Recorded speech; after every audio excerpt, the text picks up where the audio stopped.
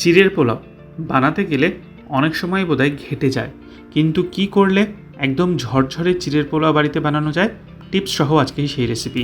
নমস্কার, কুইজিনিয়া চ্যানেলের পক্ষ থেকে সকলকে জানাই সাদর আমন্ত্রণ।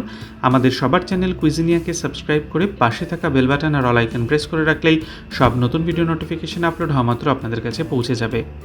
একদম ঝরঝরে সম্পূর্ণ নিরামিষ পদ্ধতিতে দারুণ সুস্বাদু এই চিরের পোলাওয়ের রেসিপি আজকে আপনাদের জন্য। অনেকেরই সমস্যা হয় চিরের পোলাও বানাতে গেলে ঘেটে যায়। আজকের রেসিপিটা ফলো করলে সেটা কিন্তু হবে না। আর হ্যাঁ, এটা আপনারা সার্ভ করতে পারেন ব্রেকফাস্টে বা সন্ধ্যে স্ন্যাক্সে অথবা বাচ্চাদের টিফিনে। বাচ্চা থেকে বড় প্রত্যেকেরই খুব পছন্দের এই চিরের পোলাওয়ের রেসিপি। পুরো ভিডিও দেখে ভালো লেগে থাকলে বরাবরের মতো একটা লাইক, কমেন্ট এবং প্রচুর শেয়ার করতে ভুলবেন না যেন। নতুন বন্ধুদেরকে চ্যানেলে স্বাগত জানিয়ে আর পুরনো বন্ধুদেরকে পাশে থাকার জন্য অজস্র ধন্যবাদ জানিয়ে শুরু করছি এই ঝরঝরে সম্পূর্ণ নিরামিষ চিরের পোলাওয়ের রেসিপি। একটা বাটি নিয়ে নিয়েছি আর তাতে আমি প্রথমে দিয়ে দিচ্ছি 2 কাপ পরিমাণ চিড়ে। এবার চিড়েটাকে আমরা ধুয়ে নেব জল দিয়ে। 2 থেকে 3 বার চিড়েটাকে ধোবো। তবে হ্যাঁ, ধোয়ার সময় একটা জিনিস মাথায় রাখবেন, খুব বেশি কচলে কচলে ধোবেন না, হালকা হাতে কিন্তু চিড়েটাকে জল দিয়ে ধোবেন। বেশি কচলে ধুলে কিন্তু চিড়েটা নরম হয়ে যায়। পুরো জলটাকে সুন্দর করে ঝরিয়ে রেখে একটা থালার মধ্যে এরকমভাবে চিড়েটাকে রেখে দেবেন 30 মিনিটের জন্য। 30 মিনিট চিড়েটা থাকলে কিন্তু একদম শুকনো ঝরঝরে হয়ে যাবে। এবার আমি এখানে দিয়ে দিচ্ছি কড়াইতে 3 টেবিল চামচ সাদা তেল। তাতে আমি দিয়ে দিচ্ছি কিছুটা কাঁচা বাদাম। কাঁচা বাদাম চিড়ের পোলাওতে কিন্তু মাস্ট, খেলে এটাতে বেশি টেস্ট হয়। ভালো করে লালচে হওয়া পর্যন্ত কাঁচা বাদামগুলো মিনিট 2-এর জন্য ভেজে নেব। আর বাদামগুলো ভাজা হয়ে গেলে সুন্দর করে তেল থেকে তুলে নিচ্ছি। যে তেলটা অবশিষ্ট ছিল তাতে দিয়ে দিচ্ছি 1/4 টিস্পুন পরিমাণ কালো সর্ষে, তার সাথে দিচ্ছি কারি পাতা, বেশ কিছুটা কারি পাতা দিয়ে দিলাম। এবার দিয়ে দিচ্ছি সব সবজিগুলো। প্রথমেই একটা আলু একদম ছোটো টুকরো করে কাটা, অর্ধেকটা গাজর সেটাকেও ছোটো টুকরো করে কেটে নেওয়া রয়েছে, অর্ধেক হাফ কাপ পরিমাণ ফুলকপি টুকরো করে কাটা, 1/3 কাপ পরিমাণ ফ্রেঞ্চ বিনস। সমস্ত সবজিগুলো কিন্তু ছোটো ছোটো টুকরো করে কাটা রয়েছে। এবার এটাকে আমরা 3 মিনিটের জন্য ভাজবো। আর এই 3 মিনিটের মধ্যেই কিন্তু আমরা এখানে কিছু জিনিসও দেবো। আমার ফেসবুক আর ইনস্টাগ্রামের পেজগুলো চাইলে ফলো করে নিতে পারেন, লিঙ্কগুলো কিন্তু আপনারা ডেসক্রিপশন বক্সে পেয়ে যাবেন। মিনিট খানেক থেকে দেড়েক হয়ে গেলে দিয়ে দিচ্ছি 1/2 ইঞ্চি পরিমাণ আদা, যেটা কুচি করে কাটে রাখা হয়েছে। আদাটাকে দিয়েও আরও মিনিট দেড়েক, অর্থাৎ টোটাল কিন্তু 3 মিনিটের জন্য সবজিগুলোকে আমরা ভেজে নিয়েছি। সবজিগুলো মিনিট 3 ভাজা হয়ে গেছে। এরপর এতে দিয়ে দিলাম আমি স্বাদ অনুযায়ী নুন। নুনটাকে দিয়ে আরও একবার নেড়েচেড়ে মিক্স করে নেব। এর মাঝে আপনাদেরকে মনে করিয়ে দিই আমার নতুন চ্যানেল গল্পের শিকালিকাল সম্পর্কে, যেখানে আমি পড়ে শোনাই পুরনো দিনের বাংলা সাহিত্যের গল্প। অতি অবশ্যই চ্যানেলের গল্পগুলো শুনুন, ভালো লাগলে লাইক কমেন্ট করুন। আর হ্যাঁ, সাবস্ক্রাইব করার জন্য আজকের ভিডিওর ডেসক্রিপশন বক্সে লিঙ্ক দেওয়া আছে।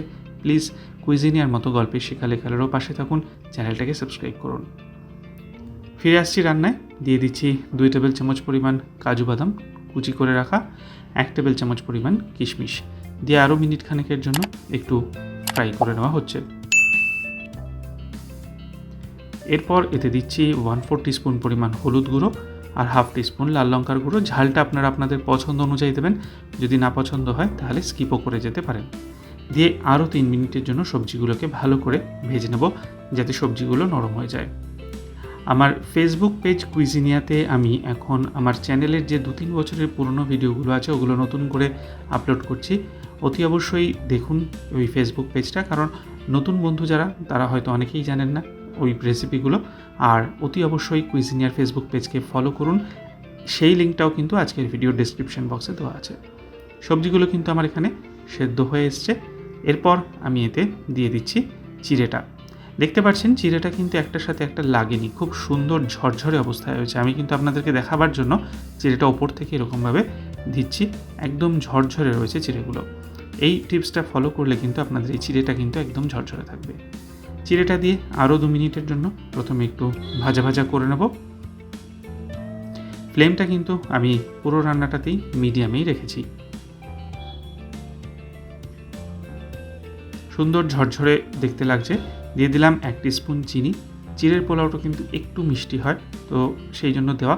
যদি আপনাদের অপছন্দ হয় মিষ্টি স্কিপ করতে পারেন বা কম পরিমাণেও দিতে পারেন। দিয়ে আরও মিনিট খানেকের জন্য এটাকে ভেজে নেওয়া হচ্ছে। দিয়ে দিলাম ভেজে রাখা কাঁচা বাদাম, দিয়ে আরও একবার নেড়ে চেড়ে নিলাম। এরপর এতে দেবো আমি 1/4 টিস্পুন গরম মশলার পাউডার, যেটা হোমমেড। এটার রেসিপি লিঙ্কও ডিসক্রিপশন বক্সে দেওয়া থাকবে, প্লিজ চেক করে নেবেন। দিয়ে আরও একবার নেড়ে চেড়ে নিলাম। ভালো করে নেড়ে চেড়ে মিক্স করে নিয়ে সবশেষে দিয়ে দিচ্ছি 1 টিস্পুন পরিমাণ ঘি। ঘিটা দিয়ে গ্যাসের ফ্লেমটা অফ করে দিচ্ছি। আর এটা কিন্তু এখন সার্ভ করার জন্য একদমই রেডি।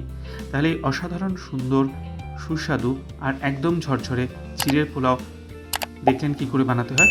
আশা করি ভিডিওটা ভালো লেগেছে। ভালো লেগে থাকলে বরাবরের মতো লাইক কমেন্ট প্রচুর শেয়ার করতে ভুলবেন না যেন। আর নতুন রেসিপি রিকোয়েস্ট থাকলে সেটাও জানাবেন। যারা এখনও চ্যানেল কুইজিনিয়াকে সাবস্ক্রাইব করেননি, অনুরোধ করবো চ্যানেলটাকে সাবস্ক্রাইব করে এই পরিবারের সদস্য হয়ে যাওয়ার জন্য।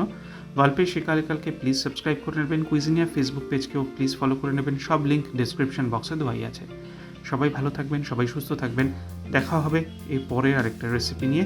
আজ তাহলে পর্যন্তই, নমস্কার।